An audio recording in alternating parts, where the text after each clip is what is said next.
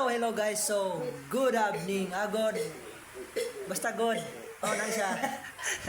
So, wala na siya.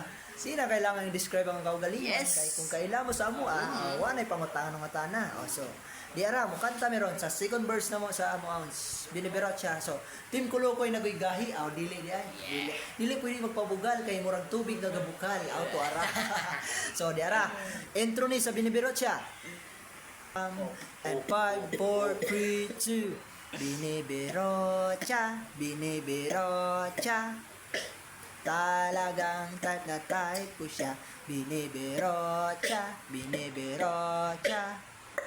In love ako sa beauty niya. So pagkatapos kong mag-MC sa Euphoria nung nakarang Sabado, ko'y nagpunta, alam nyo ba, sa favorite hangout ko 7-Eleven, Quezon City. O doon ako napadpad, walang katao-tao doon, and want you to so sad. Nang may biglang pumasok, isang chick ko ang ganda.